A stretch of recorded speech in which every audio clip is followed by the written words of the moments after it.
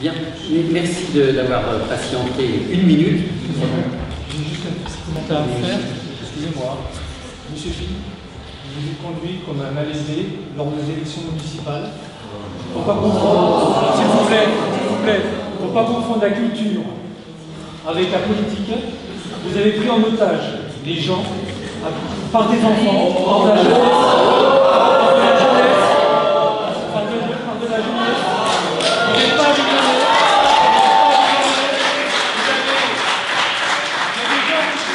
Il y a des gens qui sont à la rue actuellement, qui n'ont pas de travail, qui sont vraiment dans la misère. Vous êtes né à Grasse, monsieur. J'ai travaillé à Grasse, au plan en bas. Vous savez, j'ai travaillé durement même. J'étais là pareil. Je vais vous dire, monsieur.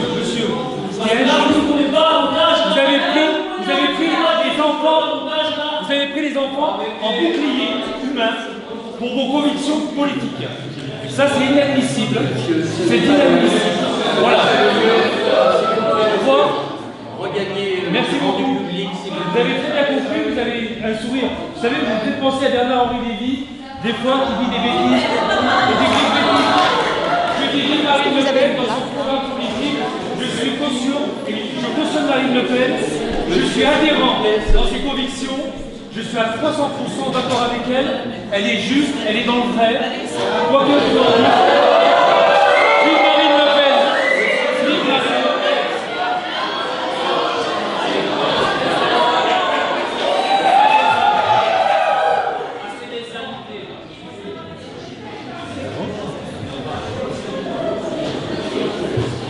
Bien. S'il vous plaît, comme on dit sur une grande chaîne de télévision, no comment. Nous sommes heureux de vous accueillir à la Maison Jean Villard et bien sûr de recevoir Olivier Py dans le cadre de Festo Piccho pour échanger et débattre autour de la question du jeune public. À l'issue de cette rencontre que nous souhaitons informelle, nous vous inviterons à poursuivre la conversation avec Olivier autour d'un bacalao et de quelques bonbons pour les enfants, puisque nous avons annoncé un open bar grenadine. Alors ce qui est bien avec le théâtre pour enfants, si vous me permettez cette remarque personnelle, c'est que ce sont les jeunes qui souvent entraînent les adultes au spectacle. Le théâtre fonctionne alors comme une fabrique de citoyens qui inverse le mode traditionnel de transmission et d'éducation. Y a-t-il une spécificité de l'écriture des textes destinés aux enfants? Peut-on leur parler de tout, le cas échéant comment? Y a-t-il un type de jeu, une interprétation particulière?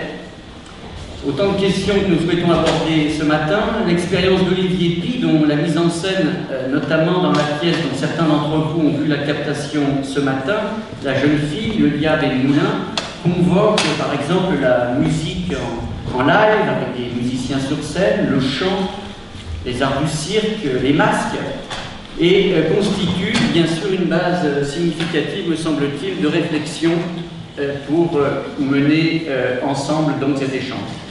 René de Obadiah, en 1969, qualifiait ces innocentines de poèmes pour enfants et quelques adultes. Et plus récemment, Joël Jouanneau présenta L'Adopté, une pièce écrite en souvenir du village de son enfance où les bohémiens avaient la réputation d'être des voleurs de poules et d'enfants. Je me permets de rappeler le contexte. Lorsque Jouanneau a écrit sa pièce, Jean-Marie Le Pen était arrivé au second tour des élections présidentielles.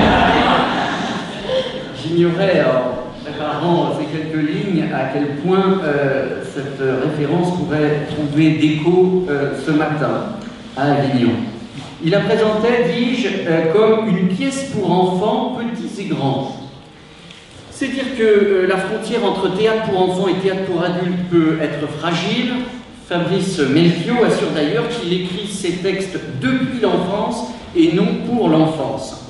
Ce qui compte, c'est que l'on réveille en soi, dit-il, le travail sur les traces, sur la mémoire. Olivier Py nous dira son sentiment sur cette approche, lui qui a confié déjà qu'il avait pris conscience, après tout, à quel point le travail qu'il a réalisé sur les contes des frères Grimm était de l'ordre de l'intime.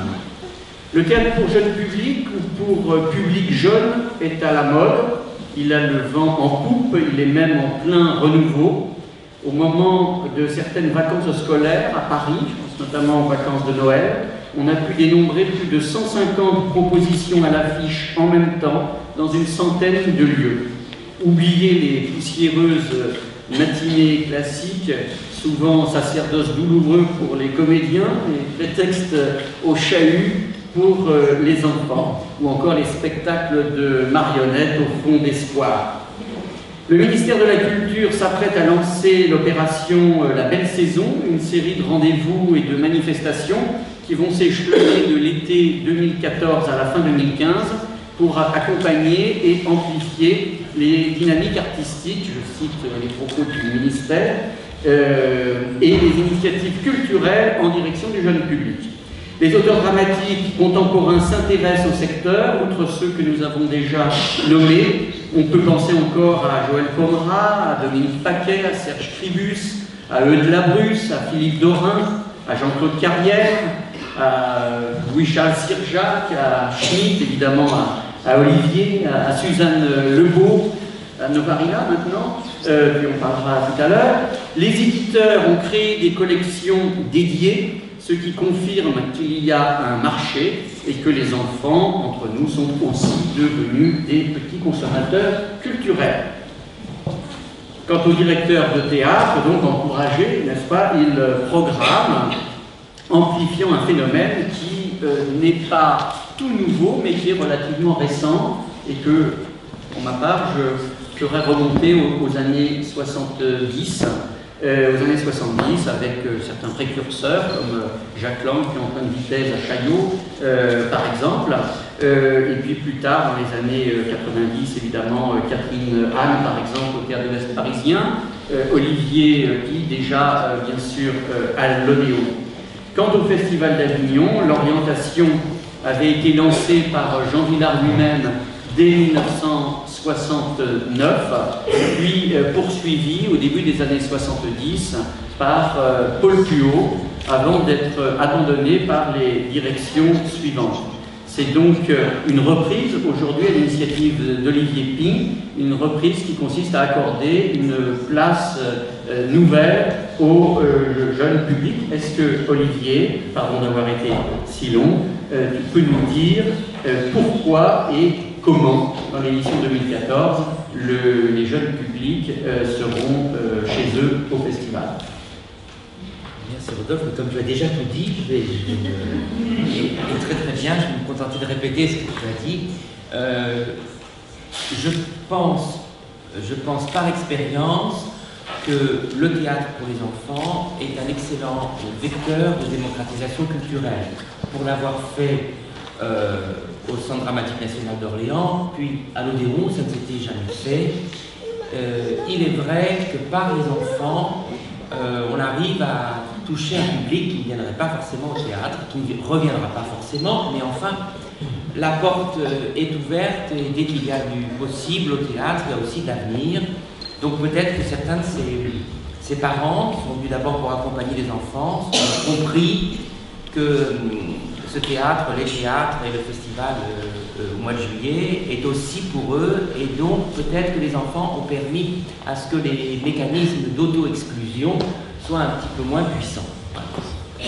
C'est ce que nous avons découvert. Mais par ailleurs, je vous assure que pour ma part, faire du théâtre tout public, jeune public, pour les enfants, pour des enfants, on peut revenir sur ces dénominations qui sont intéressantes et qui sont même chargées politiquement quelquefois.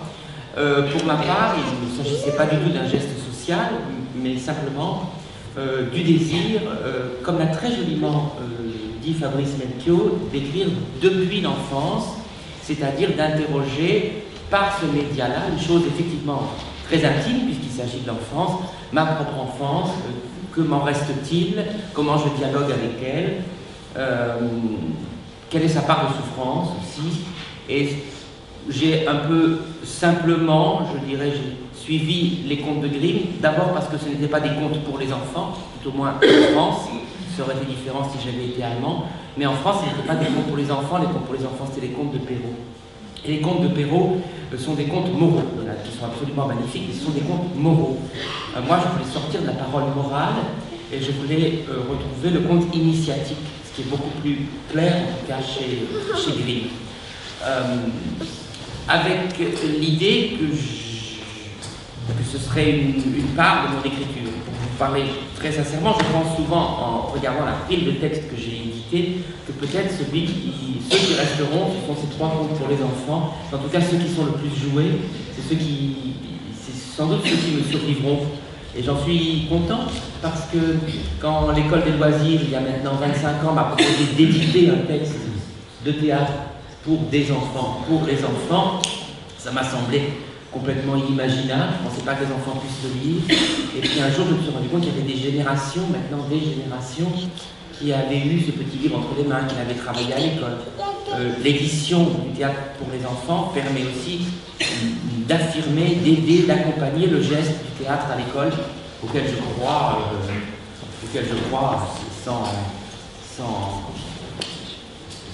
sans jamais défaillir. Le théâtre commence à l'école. Après, il doit continuer. Mais je voudrais revenir sur ces dénominations parce qu'on se pose toujours la question, et notamment on se l'est posé encore une fois avec les équipes du festival. Comment dire du théâtre tout public? C'était une bonne idée, elle est un petit peu datée maintenant, c'était l'idée des années 80. On va sortir le théâtre pour enfants de son secteur spécialisé et on va l'appeler tout public. Et c'est une très très bonne idée. Moi, je trouvais l'idée très bonne. Guillaume Letouze, qui écrivait aussi à l'école de loisirs, avait proposé du théâtre pour des enfants. Et j'aimais bien cette idée-là, parce que j'aime pas l'idée de généraliser les publics. L'idée de faire du théâtre pour les hommes, pour les femmes, pour les, je sais pas, pour les arabes, pour les PD, ou je ne sais quoi, ça ne me plaît pas beaucoup. Alors pour les enfants non plus, avec l'idée qu'au contraire, c'est bien l'individu déjà qui doit écouter. Donc peut-être il y a des enfants que ça va ennuyer mortellement, et d'autres que ça va passionner, d'autres à qui ça va changer la vie, d'autres qui vont y aller que pour discuter avec leurs petits copains, mais ça c'est exactement comme les grands. Cette idée qu'on ne peut pas parler des enfants comme d'une généralité, et justement c'est quand on parle des enfants qu'en général on en fait des otages. Une dernière chose que je voudrais dire, c'est que les enfants sont devenus l'objet, alors vraiment l'objet otage d'une querelle politique sur ces dernières années. Sur l'année dernière, enfin sur les 18 derniers mois, il n'y a qu'à voir comment Christine Boutin s'est défendue finalement des paroles épouvantables qu'elle a dit, toujours avec l'idée qu'elle défend les enfants, sous-entendant que l'homosexualité bien sûr est un danger pour l'enfance.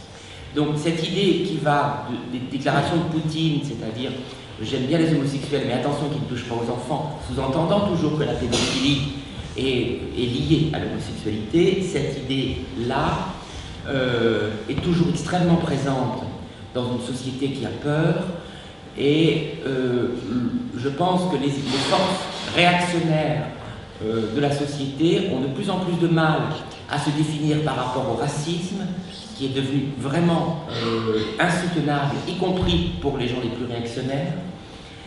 Mais par contre, sur l'horreur de la pédophilie, ils arrivent à réunir encore et à réunir des grandes masses, évidemment, avec cette peur irrationnelle projetée sur l'homosexualité. Et ça fait que, ce que je n'imaginais pas du tout, l'enfance et le théâtre pour enfants lui-même est devenu un objet de débat politique, avec notamment l'annulation de ce spectacle il y a quelques semaines, qui est Oh Boy, qui n'est pas particulièrement un spectacle d'ailleurs, je crois, qui parle de genre, mais simplement le personnage dit qu'il est homosexuel, et il y avait déjà eu des annulations de ce spectacle. Et puis la question des genres, qui est devenue aussi extrêmement importante. Voyez par exemple comment la question des genres liée à l'enfance a permis au Front National de réunir jusque dans les rangs de l'islam dur. C'est assez extraordinaire, parce que là on imaginait quand même que cela ne se réunirait jamais, et que le bon vieux racisme du Front National de mes parents, j'ai envie de dire, et je le dis de manière littérale, eh bien qu'il n'était pas compatible avec l'islam. Donc vous voyez que vraiment cette question incroyable, on pouvait tranquillement faire du spectacle pour des enfants et retrouver notre enfance. c'est devenu un peu plus lourd, un peu plus chargé politiquement. Excuse-moi si je t'empêche de reprendre la parole, mais ce sont des choses qui me tiennent à cœur, parce que je crois qu'avec les contes de Grimm, ce que me permettaient les contes de Grimm, c'était de parler à des enfants et à l'enfant en moi des choses les plus dures, non pas de sujets enfantins. Justement, d'essayer de faire que le théâtre soit le lieu où peut-être les enfants abordent des questions qu'ils ne peuvent pas aborder à l'école ou en famille. Et ça veut dire évidemment la politique, la violence sociale, la mort, la sexualité, pourquoi pas la question des genres, toutes ces questions-là. Et aussi la violence dans la famille, au sein même de la famille. Bien sûr, vous savez, je suis venu ce matin parce que je travaille en ce moment sur la reprise d'un opéra de Benjamin Britten qui s'appelle Curlew River à Lyon, et dans le cadre d'un cycle Benjamin Britten. Et les 3 opéras de Benjamin Britten n'ont qu'un seul sujet, c'est la violence faite à l'enfant. Ce sont les 3, dans les 3 pièces. Dans Curlew River, c'est un enfant qui a été enlevé et c'est sa mère folle qui le recherche. Dans Peter Grimes, c'est un homme qui, par accident, tue un enfant et qui finit par en tuer un deuxième pour justement, en tentant de se laver de son crime. C'est vraiment une idée tragique. Et dans The Turn of the Screw, que j'ai vu notamment hier soir, comme vous le savez, ce sont des enfants qui ont été traumatisés par des violences, probablement par des violences sexuelles. Donc, la question de la violence faite à l'enfant, elle est vraiment centrale dans ce que j'ai pu écrire. Et dans celui que j'ai monté incessamment, la jeune fille de Cabet Moulin, c'est un père qui coupe les mains de sa fille. C'est peut-être la scène la plus violente, même dans Shakespeare, même dans Titus Andronicus, on n'a pas une telle violence, parce que c'est pas le père qui coupe les mains de sa fille. Donc c'est parce que la violence vient du plus aimé qu'elle est lors de la soutenance. Mais bien sûr, on est dans les contes de Grimm, ils ne sont peut-être pas moraux, parce que la violence est abordée de front, mais ils sont initiatiques, c'est-à-dire que les mains repoussent à la fin. Oui, voilà, donc il y a quand même un espoir. Oui, ce sont des contes de la violence et de la résilience. Une question un petit peu technique, mais qui m'intrigue toujours, et qui s'adresse à l'auteur en tant qu'il est adaptateur de Grimm. Pourquoi choisit-on d'adapter un auteur plutôt que immédiatement de se lancer directement dans l'écriture d'une pièce originale? Alors je vais prendre 45 minutes pour répondre à ta question. Mais je ne me sens pas du tout adaptateur par rapport aux Grimm. Mais c'est parce que les Grimm eux-mêmes ne se sentent pas auteurs. Les Grimm ont prétendu, mais il y a une part de vérité, avoir retrouvé par des rencontres orales des contes qui appartiennent à la tradition populaire, au Volksgeist, à l'esprit du peuple. Il y avait une idée très forte, c'était que justement il fallait se débarrasser de la littérature, que la littérature c'était bon pour les petits marquis français, mais que le romantisme allemand qui était en train de se naître devait trouver son inspiration à partir du peuple. C'est très très intéressant pour l'idée d'un théâtre populaire, par exemple. C'est l'idée que le plus avancé au niveau formel, au niveau stylistique, c'est le peuple qui nous le donne et non pas les salons parisiens. Je vous assure que pour moi, c'est une source d'inspiration, cette idée-là. Elle est toujours vivante. Et donc, les deux ont tenu à ne pas trop intervenir dans le style. Quand on lit les contes de Grimm, on voit ce qu'on appellerait aujourd'hui des synopsis, en quelque sorte, une écriture extrêmement blanche, extrêmement simple, qui fait sa beauté et qui fait sa pureté. Mais qui fait aussi qu'on peut utiliser ce schéma, qui ne leur appartient pas en propre, puisqu'ils l'ont trouvé dans les campagnes, et en faire tout ce qu'on veut de Walt Disney ou de Lily. Oui, c'est la fameuse morphologie du conte, comme que nous avons étudié certains, tout particulièrement dans les années 80, de manière systématique, fin des années 70, et nous avons été quelques-uns à être traumatisés, donc ça se prépare, et c'est vrai, systématiquement la morphologie du conte, c'est ça qui fait Alors, concrètement, oui, c'est la question qui n'a pas eu de réponse. Concrètement, la place que tu entends donner, que tu donnes à partir de juillet 14 au théâtre jeune public au Festival d'Avignon, il y aura même un lieu dédié maintenant. Est-ce qu'on peut indiquer quelques... Oui, concrètement, l'idée était d'avoir un lieu qui, pendant toute la durée du festival, ne joue pas simplement un spectacle pour enfants, mais en joue 2 ou 3, enfin, ce sera 3 en l'occurrence, et au Pénitent Blanc. Vous savez, je crois profondément à l'abolition des frontières. Et c'est même avec Claudel que je l'ai appris. Je m'excuse, je fais un détour, mais c'est pour mieux revenir à la question du théâtre pour les enfants. Je crois profondément à l'abolition des frontières. Je pense que c'est une sorte d'utopie générale de l'humanité. Et après tout, ce destin de l'humanité n'est pas clos, qu'on puisse un jour abolir les frontières. Et la culture, à la fois, est déjà cette abolition des frontières, quand elle est tournée vers l'universel, et en même temps, elle peut produire encore des frontières sociales et des frontières nationales. La culture française, la bonne vieille culture française, et puis la culture allemande, et c'est comme ça qu'on arrive à la guerre de 14, en pensant qu'on est différent, et en découvrant dans les tranchées qu'on n'est pas. Mais on peut parler aussi de la culture musulmane et de la culture chrétienne, en pensant qu'il y a une différence. Alors qu'il y a des différences, mais il n'y a pas une différence fondamentale. On cherche l'être, on cherche la vérité. Cette question de créer des frontières, elle est particulièrement forte au festival parce que l'origine du festival, c'est d'avoir voulu abolir les frontières, et notamment les frontières sociales, mais aussi les frontières internationales. C'est pour ça que le festival, il ne peut pas être national, et encore moins nationaliste. Il ne peut qu'être européen et international. Il ne peut que rêver l'abolition des frontières sociales et culturelles. Mais je crains, en tant que directeur du festival, et je fais part de cette crainte, parce que je crois que nous avons tous une responsabilité, que le festival en lui-même reproduise les frontières sociales. Et qu'on sente que le festival, c'est pour certaines personnes et pas pour d'autres. Voilà comment on arrive à des idées fort simples, comme de faire du théâtre pour les enfants. Alors, quelle est la cible, pardonnez-moi d'utiliser ce langage-là, mais en termes d'âge, pour l'édition 14? Parce que je faisais allusion à l'ensemble des spectacles proposés spécifiquement à Paris, particulièrement pendant les vacances de Noël. Ça commence à 18 mois, voire 1 an dans certains lieux. Ça paraît un peu jeune pour Novarina. Quoique, justement, peut-être Novarina contredirait lui-même, au contraire, puisque l'idée de jouer Novarina pour les enfants, c'est l'idée que le plaisir soit le plaisir de la langue, à un âge justement où la langue est encore évidemment une jouissance, où découvrir un mot est une chose extraordinaire, et aussi extraordinaire que d'avoir un nouveau jouet.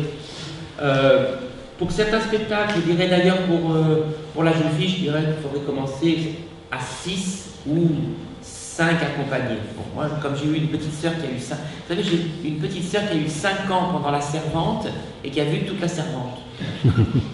Donc ça m'a fait un petit peu réfléchir quand même sur les limites possibles. Mais bon, c'était dans un cas très très particulier. Elle adorait Michel Faux. Elle a vu 3 fois Michel Faux, 3 fois le monologue de Michel Faux à 4h du matin. Elle avait 5 ans et elle s'en rappelle très bien. Ou elle croit s'en rappeler. Donc je dirais qu'il faudrait commencer à 5 ans. L'âge où on s'arrête est par contre un peu plus problématique. Il y a un moment où l'adolescent a besoin de se séparer de l'enfance. Voilà. Donc là, c'est difficile. Alors, la puberté arrive à des âges différents. Il y en a pour qui elle est retardée. Je ne sais pas, moi je dirais autour de 12, 13. Mais là aussi, peut-être qu'il peut y avoir un adolescent qui n'essaie pas de se définir dans son adulte en rejetant l'enfance et qui peut voir déjà un spectacle pour les enfants comme des adultes. On se pose beaucoup cette question parce qu'on voudrait jouer La jeune fille de Jacques Moulin en Selme Mathieu, en faisant comment est-ce qu'on dit, du crossover, c'est-à-dire que ceux qui vont aller plus tard dans ce collège, les enfants qui vont plus tard aller dans ce collège, ils soient déjà allés pour voir un spectacle pour les enfants. Ce qui est une assez belle idée, mais on se demande voilà, si les enfants, si les jeunes adolescents qui sont là pourront voir un spectacle pour les enfants. En tout cas, ça s'est bien passé avec Othello, c'est pas un spectacle pour les enfants.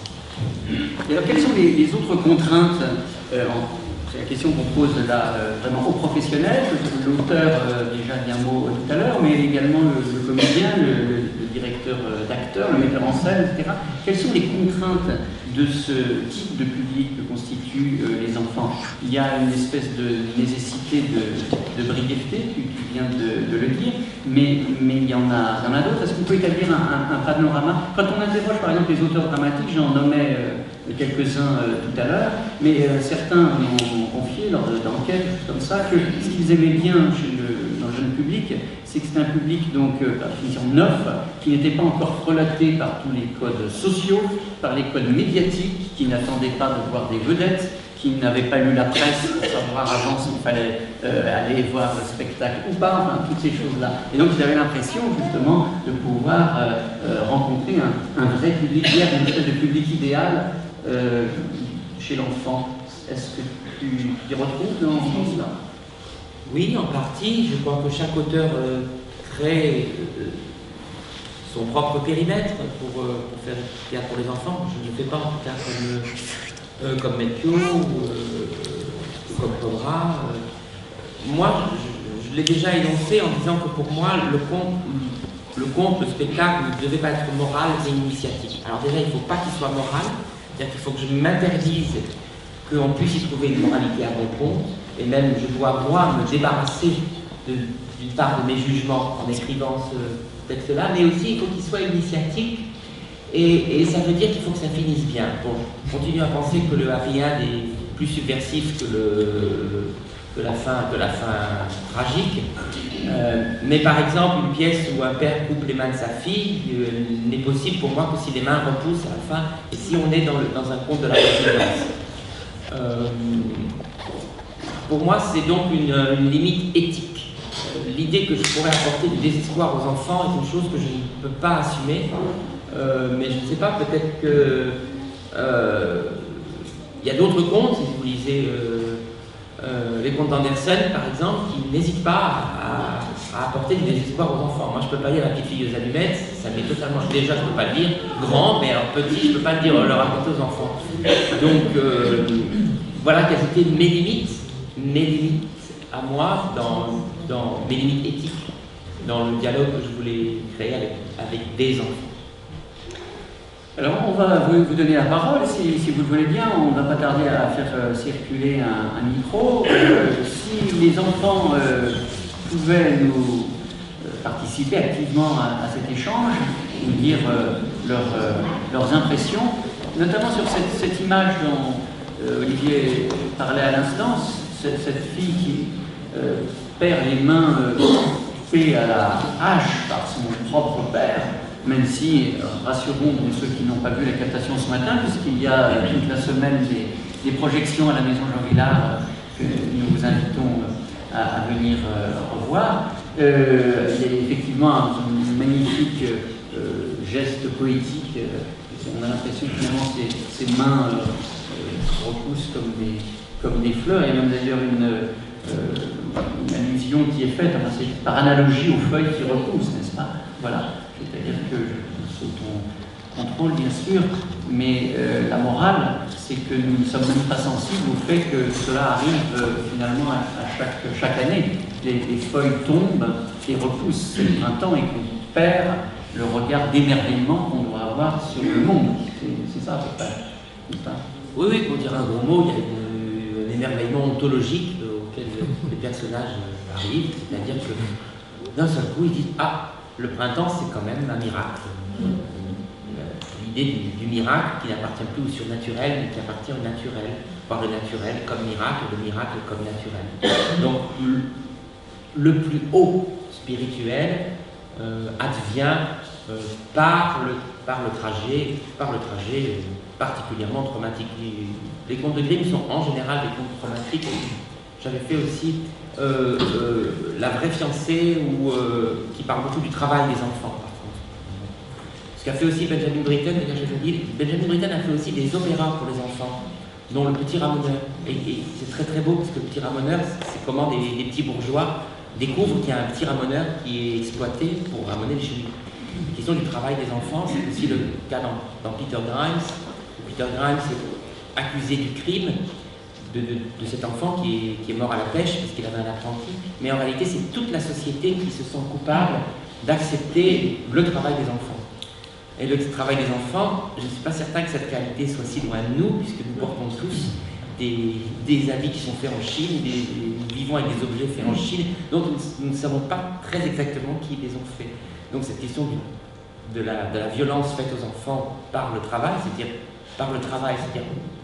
retirer l'enfance à l'enfant, elle est très très présente chez Grimm, elle est présente à mon avis dans beaucoup d'œuvres pour les enfants. Alors parmi les enfants qui souhaitent intervenir, est-ce qu'il y a un enfant qui a vu la captation tout à l'heure et qui souhaiterait intervenir? Oui, bien sûr. Si, le micro. J'ai simplement vu la captation, mais je n'ai pas envie de poser de questions. Madame. Bonjour, enfin, on était un petit peu moins nombreux à la projection ce matin, c'est un peu dommage parce que c'était vraiment bien. Et puis j'ai une petite question à vous poser par rapport à cette pièce de Grimm. Vous vous détachez de la morale pour l'initiatique, mais peut-être que je me trompe, que j'ai vu autre chose.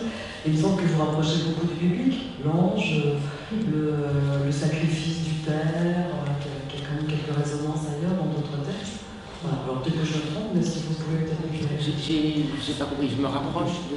je trouve que vous vous rapprochez un peu du biblique, en tout cas dans du biblique. Voilà, des références sur le bien, le mal. Voilà. Oui, bien sûr, je me rapproche du biblique, oui, du testamentaire, même je dirais plus encore que du biblique. Quoique c'est vrai qu'il y a une part du sacrifice d'Abraham dans ce conte-là, c'est une fille et un père, c'est pas tout à fait comme un père et un fils.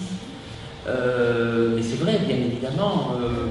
Alors, les textes de Grimm sont souvent chrétiens ou crypto-chrétiens, pas toujours catholiques, par contre, pour répondre à votre question.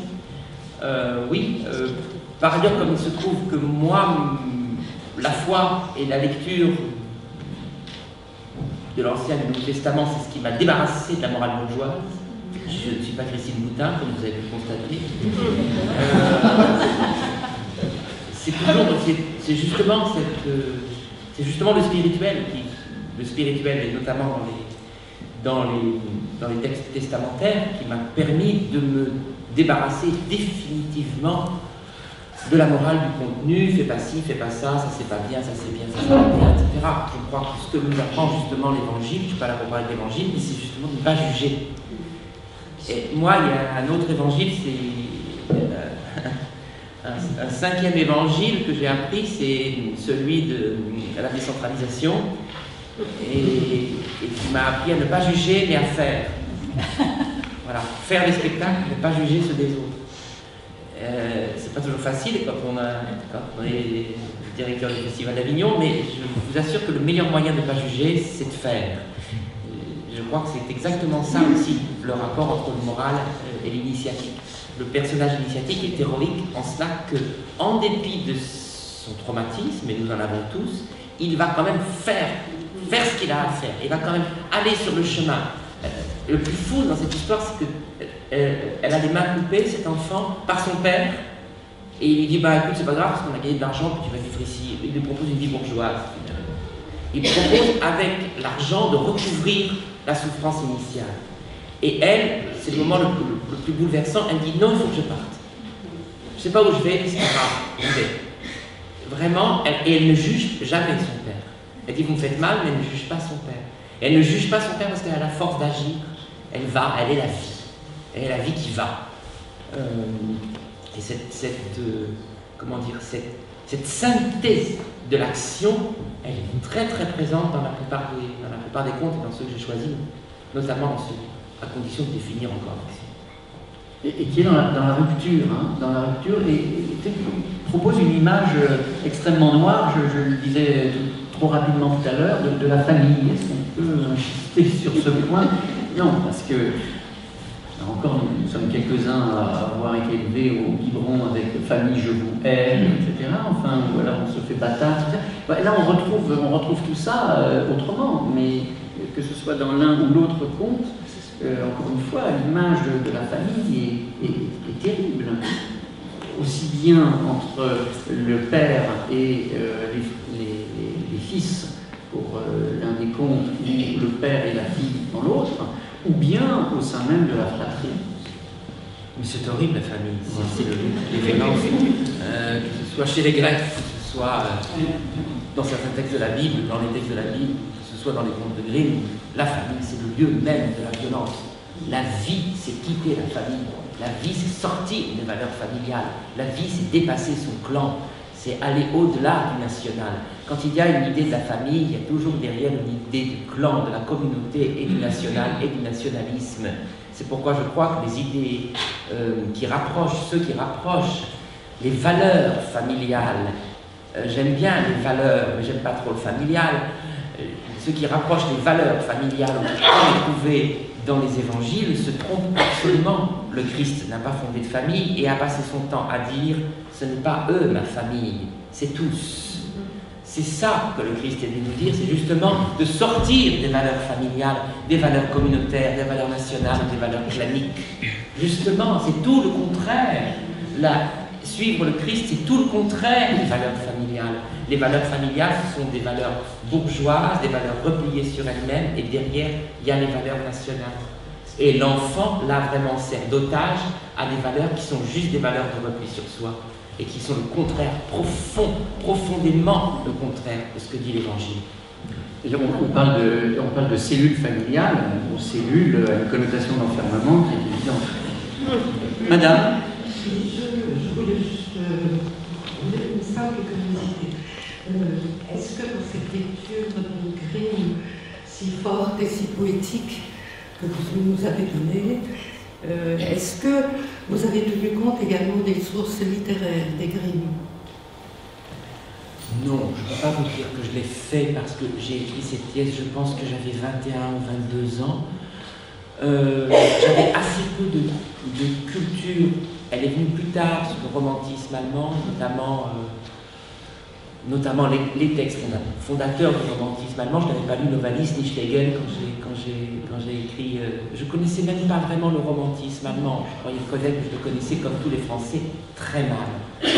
Donc non, j'ai fait avec ce que j'avais comme bagage culturel à cette époque-là, et il était plutôt effectivement tourné vers les lectures des textes simples. Tout simplement parce qu'il y a un recueil de contes napolitains qu'ils ont traduit et il y a une version de la jeune fille au marquis. Génial, j'aimerais bien ça. Oui, ça a été traduit très récemment, contrairement à l'Allemagne. En France, on a traduit très tard ces contes napolitains du XVIIe siècle. Qui ont les versions de Programme, Cendrillon, des nouveaux ornements de Chaboté, etc. Et c'est le frère de Perrault qui aurait amené ça à Paris. Et Perrault a trouvé que c'était beaucoup trop fou, trop violent, et beaucoup trop. Donc il a complètement cartésianisé ces contes. Mais les contes napolitains offrent des métaphores. Donc je pensais à ça parce que les mains qui repoussent magnifiquement dans votre version, justement, me rappelaient ces métamorphoses naturelles qui sont sur le recueil de contes. Je ne connaissais pas. Mais ce qui est l'avantage des contes aussi, c'est qu'ils ne sont pas nationaux. C'est ça, c'est ça. Ils sont internationaux, ils sont européens, mais ils sont peut-être même internationaux, puisqu'on retrouve en Afrique quelquefois des... Alors, est-ce que ça passe par un schéma inconscient ou par le mouvement de l'oralité, ce qui est certainement le cas en Europe. Et aussi, ils ont été inventés, ils ont été créés à des époques où l'Europe n'était pas nationale, donc où elle était régionale, mais où elle n'était pas nationale. Donc, il y a cette force-là.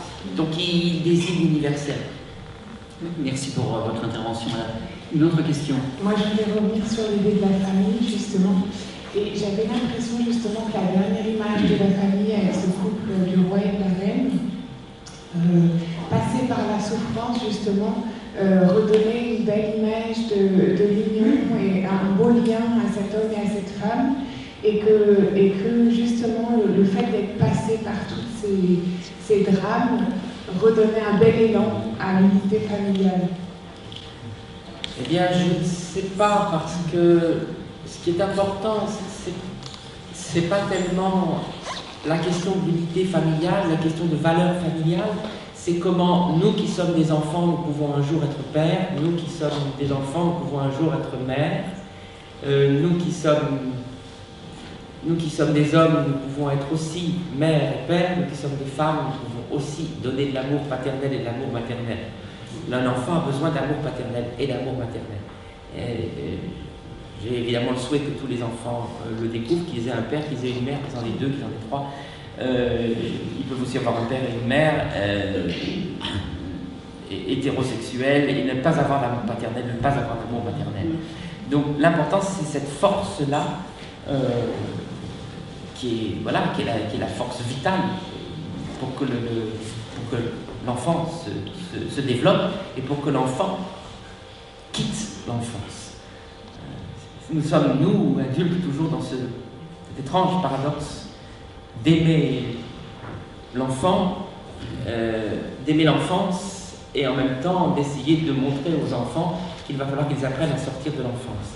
Pour moi, c'est toujours une chose étrange et paradoxale et qui fait que je suis toujours très impressionné par certains enfants parce que je ne sais pas très bien dans mon adresse si je dois les confirmer dans leur enfance ou je dois au contraire leur montrer qu'ils ont déjà en eux toute l'énergie pour aller vers la sortie de l'enfance. Est-ce qu'on appellerait ça l'âge adulte? Quel drôle d'absence de mots il faudrait utiliser. La non-enfance. Finalement, c'est dans le chaos que le miracle. C'est ce que vous allez chercher. Vous expliquer, c'est que c'est dans le chaos que va naître le miracle. Oui, c'est vrai, absolument. Je crois qu'il y a ça. Oui. Il y a ça.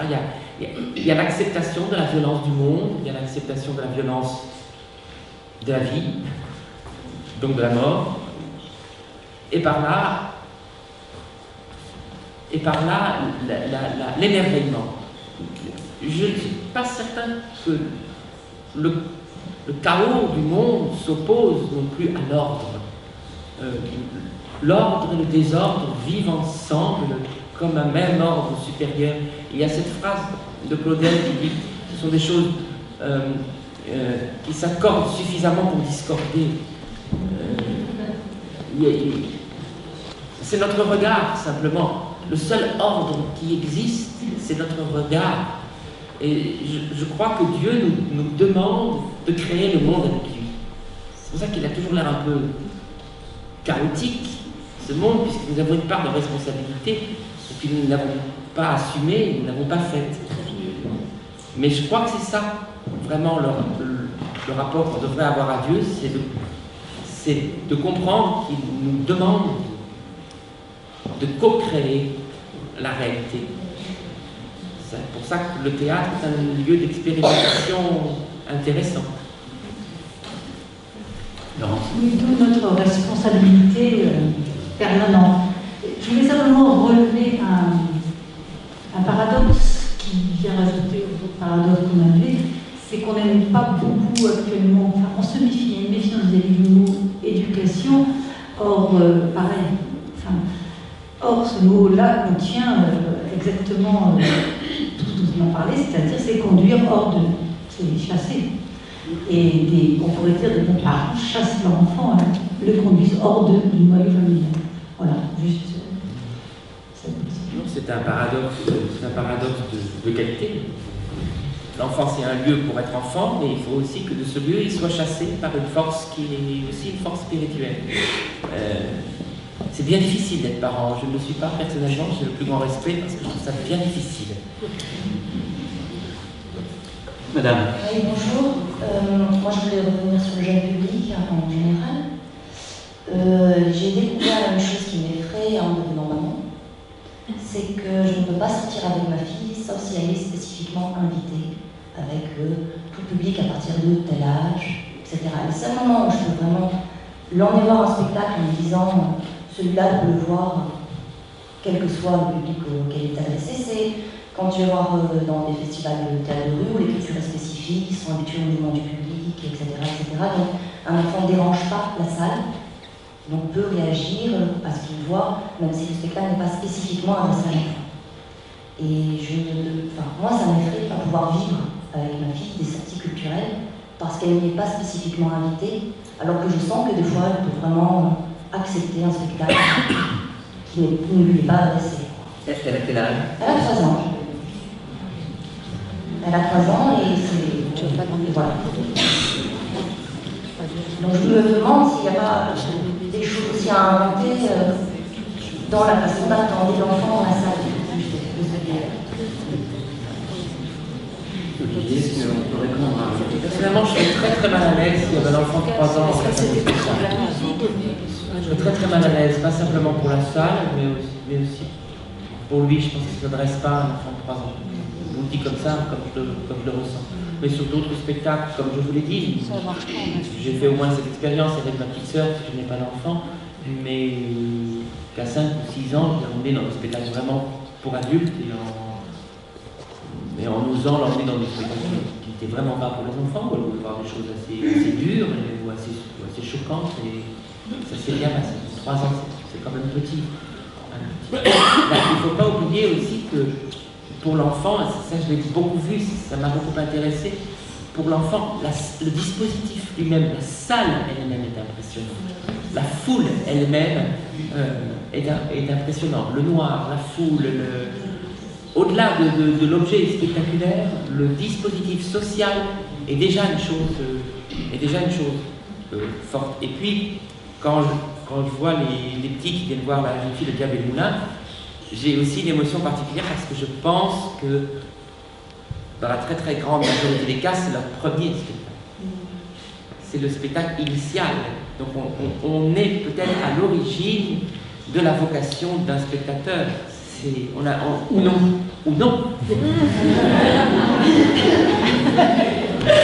Mais oui, c'est bien ça qui est beau. Ou non. Oui. Olivier, quand vous avez parlé de théâtre destiné à des enfants, est-ce que vous avez pensé aussi que ça inclut les enfants qui sont en nous adultes? Et une autre question que j'aurais à vous poser, c'est sur la peur. Je trouve que la peur au spectacle, c'est quelque chose de très fort et très important. Qu'est-ce que vous en pensez? Pour ce qui est des enfants, oui, non seulement ça implique que nous adultes, nous puissions voir des spectacles pour des enfants et donc dialoguer avec notre enfance, ça impliquait surtout pour moi qu'on évite de considérer l'enfant comme une globalité qui serait sans individu. Ça c'est dommage, mais enfin, c'est déjà difficile d'arriver à travailler et à écrire des pièces en se disant qu'on ne doit pas s'adresser au public, mais à chacun dans le public, avec le risque qu'il n'y ait pas de contact aussi. Donc de diviser le public. Diviser un public d'enfants, c'est encore une autre prouesse littéraire. Quelle était votre autre question? La peur. C'est pour ça que j'ai dû faire un lapsus. Elle est très présente dans les contes de Grimm, la question même de la peur. Il y a un conte de Grimm qui s'appelle Celui qui partit en quête de la peur, quelqu'un qui n'a pas peur.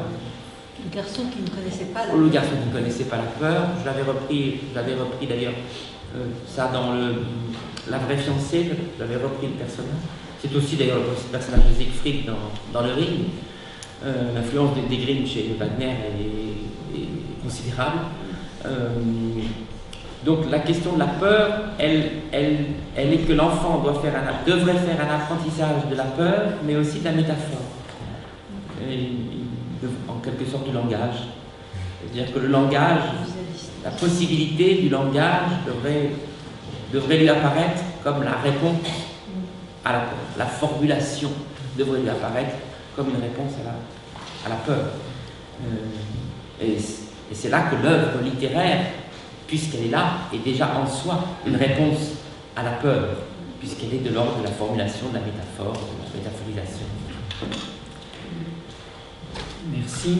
Madame. Alors, par rapport à la peur et à l'âge, je vais peut-être en ajouter quelques-uns, mais moi j'ai 2 enfants et je suis amenée très tôt au théâtre. C'est-à-dire que Charles et Arthur, Charles avait 1 an et demi et Arthur avait 1 an. Alors, Charles, ça va, mais Arthur, il faut savoir qu'il se met en scène, il apprend tous les textes par cœur et il joue tous les personnages. Donc, par rapport à quel âge on doit mener un enfant au théâtre, je ne suis pas tout à fait d'accord avec le fait qu'il y ait un âge. Je crois qu'il y a des enfants qui sont dès le départ très réceptifs et d'autres qui ne le sont pas. Alors je crois que, pour en revenir au chaos et au miracle, c'est un peu le mystère, voilà.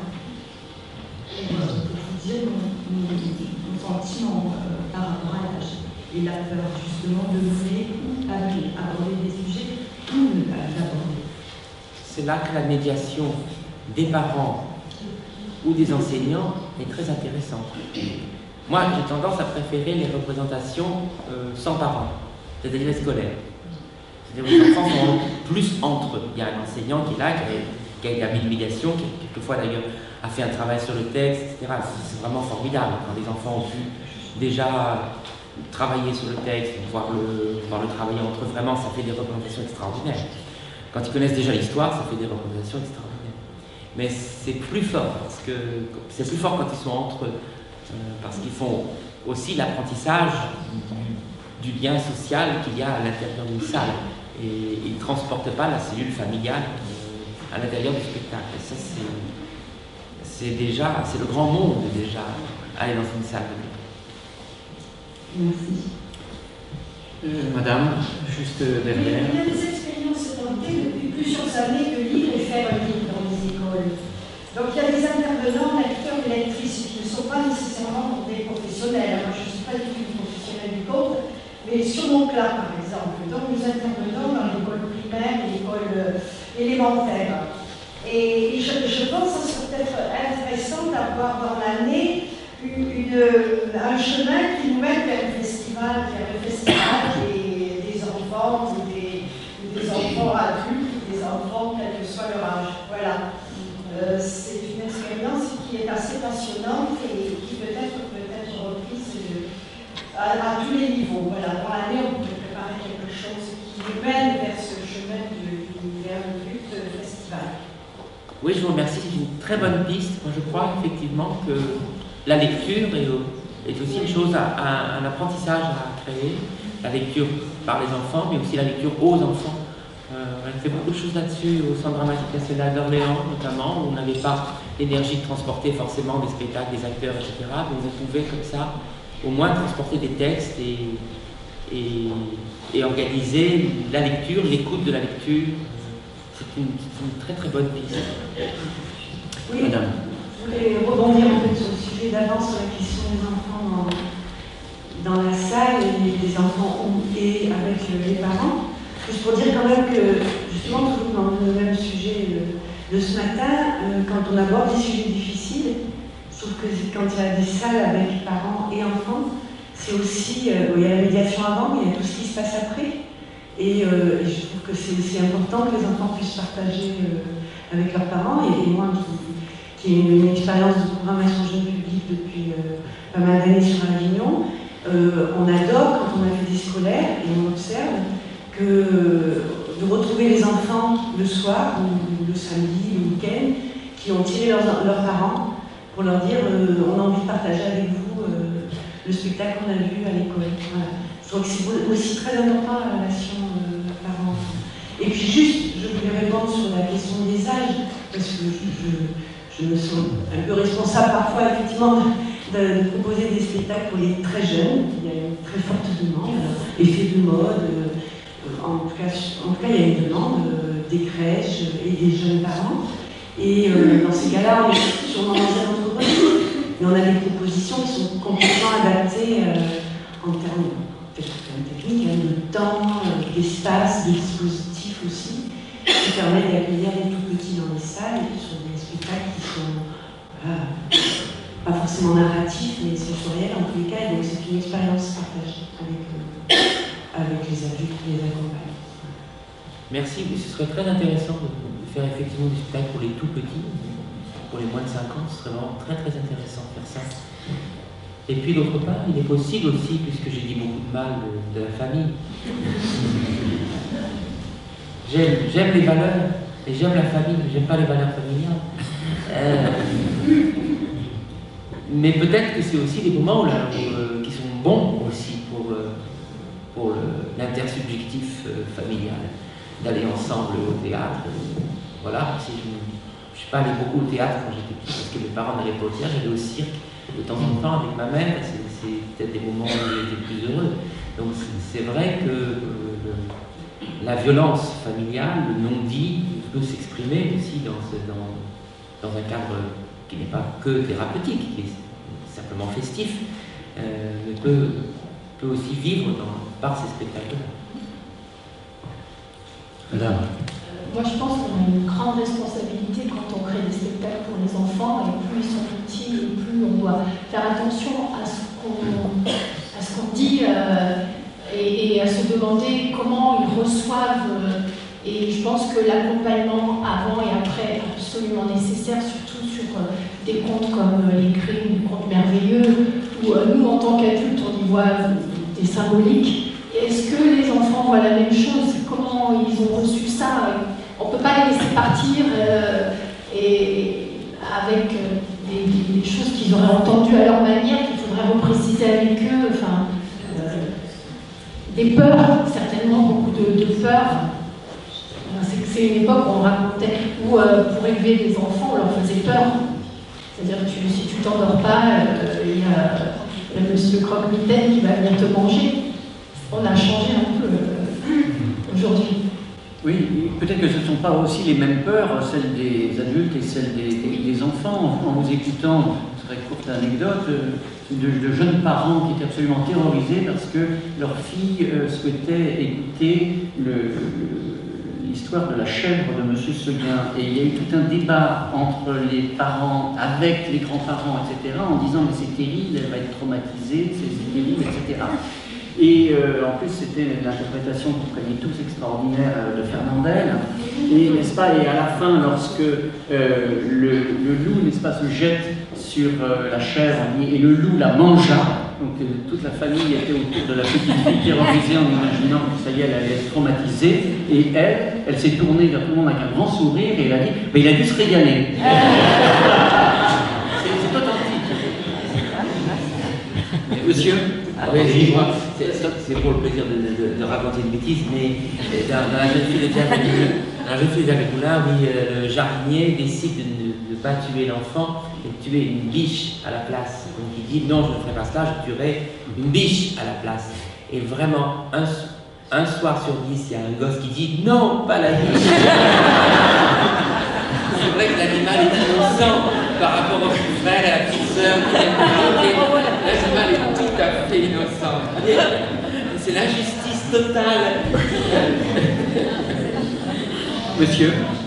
Oui, bonjour, André Morel. Donc, j'ai monté dans ma vie 2 spectacles pour enfants, qui étaient des spectacles initiatiques aussi. Je fais la pub, il apprendra à 15h, ça s'appelle Scriptura, c'est un conte futuriste, ça s'est fait, mais c'est pas pour ça j'ai pris la parole. Moi, je voudrais revenir sur la forme de ce que nous avons vu dans la captation, c'est-à-dire qu'on a beaucoup parlé du fond, on a beaucoup parlé du rapport avec la famille, je t'aime moi non plus, mais ce qui m'intéresse bien dans ce que j'ai vu en bas, c'est ce rapport à la forme. Ça commence par une sorte de trompe-l'œil, d'illusion, c'est-à-dire qu'on a une fanfare qui est assez juste pour que la musique soit plaisante, qui est assez, je ne dirais pas désaccordée, mais qui est assez aigre, hein. C'est moi qui l'ai dit, hein. C'est assez, on va dire, désaccordé pour qu'on sache déjà dès le début que la complainte sera une complainte triste, qu'il va falloir chercher derrière le son, donc derrière les mots, puis derrière l'image, il va falloir chercher quelque chose qui n'est pas normal, puisque la musique nous le dit dès les premières notes. Mais ma question n'est pas là, ça c'était une réaction, j'arrête. Ma question, c'est comment avez-vous travaillé, parce qu'il y a un travail assez décalé dans le jeu, qui est à la fois sincère par moments, qui est à la fois presque du grand guignol, si on peut dire, dans l'image. Voilà, je veux savoir comment vous avez travaillé avec ces musiciens, comédiens, pour mettre ça en place. Merci. Merci à vous. La captation que vous avez vue et la précédente création de ce texte-là, c'était une captation qui a été faite au Rond-Point, je crois, et puis qui a été reprise à l'Odéon, mais la version que nous faisons au festival de la même pièce est assez différente. On l'a travaillée un peu différemment, elle est moins cabaret, donc il y a un petit peu moins de formalisme, le théâtre parfois un petit peu plus, va un petit peu plus vers du réalisme, les costumes sont guerre de 14, parce que comme c'était en 14, on a eu envie de référer à la guerre de 14, donc c'est un travail un petit peu différent. Et par contre, la musique est toujours présente, beaucoup plus présente dans cette dernière version, un petit peu plus d'exactitude musicale. C'est vraiment des musiciens incroyables, les trois musiciens qui sont dans ce spectacle-là. Mais c'est vrai que cette version-là, elle allait beaucoup plus vers le grand guignol aussi, parce que la pièce en elle-même est tellement violente qu'elle exige une forme où le théâtre se dénonce. Pour annoncer la violence, il faut que le théâtre se dénonce. Au fond, ces pièces-là, moi je les ai montées comme des mini-Shakespeare. Alors là, on voit un Titus Andronicus, dans d'autres pièces, le roi Lear, parce que l'eau de la vie, c'est un peu le schéma du roi Lear, c'est un roi mourant et puis trois fils, etc. C'est trois filles dans le roi Lear, mais c'est trois fils dans le conte. Pour moi, c'était l'occasion de faire des mini-Shakespeare et donner cette impression qu'en 50 minutes, on a assisté à une longue, grande épopée. Il y a aussi beaucoup d'épiques dans les contes de Grimm et évidemment dans mon théâtre. Donc voilà, ce sont des formes un petit peu différentes, c'est assez étrange. J'ai monté 5 fois la même pièce sur 25 ans, c'est assez incroyable. C'est une aventure incroyable. Et ça permet une culture commune à des gens qui lisent. Enfin, c'est fabuleux. Ah oui, maintenant je peux presque avoir des enfants, des parents. Mais c'est fabuleux de la première chose qui dure. On a besoin de choses qui durent. Ça fait un peu. Mais aussi, comme je l'ai dit avec pudeur, je ne dirais pas plus qu'avec pudeur, c'est que je crois que j'ai pu monter ce conte pendant 25 ans, parce que je crois que pour moi, il est très lié à l'intime. J'en ai toujours intimement besoin. Je ne le fais pas par stratégie de relations publiques. Je le fais parce que j'ai une véritable nécessité de revenir à cette histoire et à comprendre ce qui fait qu'à 21 ans, c'est mon premier texte publié. Peut-être une dernière question. Madame. Oui, je voulais revenir à la question d'écriture. Vous avez dit au début que vous préférez vous appuyer sur le Grimm pour la captation qui a été montrée aujourd'hui. Mais qu'est-ce qui vous guide dans l'envie de vous adresser aux enfants? Vous l'avez un peu dit, mais dans l'idée d'aller vous-même faire une propre écriture en direction des enfants. Est-ce que vous avez une démarche c'est peut-être un trop long sujet pour la fin de la séance, mais est-ce que vous avez une démarche identique à celle dans vos créations pour les plus grands, les adultes, voilà, dans ce que vous avez envie d'évoquer, de faire réagir de la part du public qui va découvrir votre création?